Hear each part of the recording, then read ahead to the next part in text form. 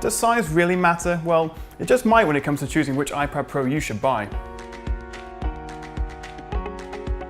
While the 9.7 and 12.9-inch iPad Pros share many of the same specs and features, including an A9X processor, quad speakers, and support for peripherals like the Smart Keyboard and the Apple Pencil, there are a few key differences you should probably know about. The most obvious difference is, of course, the size. The larger Pro's 12.9-inch display is closer to a 13.3-inch laptop than a typical tablet.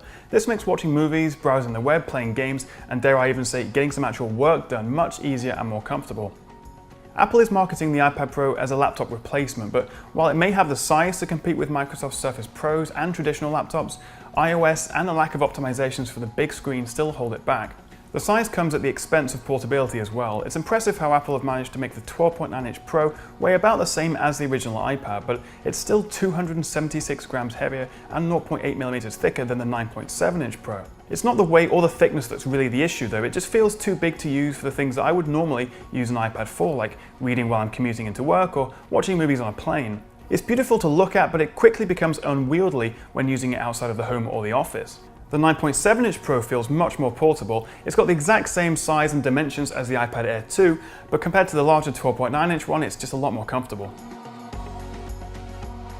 The new Pro 9.7 also features a more advanced display than its bigger brother. While they share the same pixel density, the 9.7-inch model is the only iPad to feature Apple's new True Tone technology, which uses built-in light sensors to adjust the brightness and the color temperature of the display according to the ambient light around you. It tends to make the display look a little bit warmer, but if you're not really a fan, you can always just turn it off. The display also offers a wider color gamut and reduced reflectivity compared to the larger iPad Pro. It's not really a huge difference, but for the best viewing experience, the 9.7-inch Pro is the one to go for. Both models feature Apple's latest and greatest dual-core A9X processor, and while the 12.9-inch Pro has a slightly higher clock speed which gives it the edge in benchmarks, it's really the RAM that makes the difference. Sporting 4 GB of the stuff, iOS is able to keep more apps running in the background, which means more games and more apps can resume straight away, whereas the 9.7-inch model with just 2 GB of RAM has to load them again. Both tablets are extremely fast and responsive, but if you're a power user and you regularly switch between lots of different apps, then the 12.9-inch Pro is probably your best bet. One of the biggest selling points of the new 9.7-inch Pro are the upgraded cameras.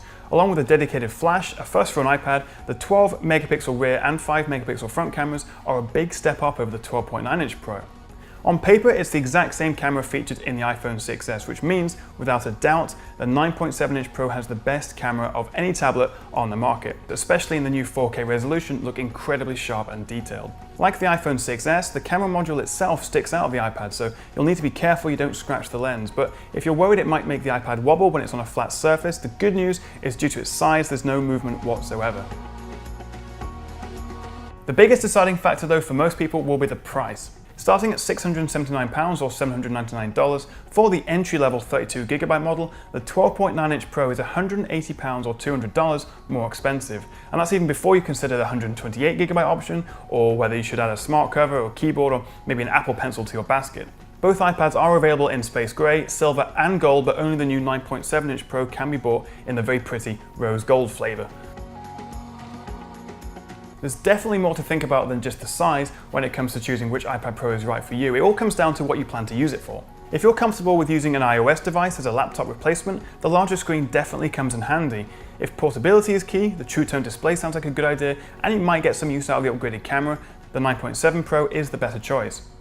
So where do you stand on the iPad Pro versus iPad Pro debate? Is bigger always better? Let us know in the comments below. Thank you very much for watching, guys, and I'll see you again right here on Trusted Reviews.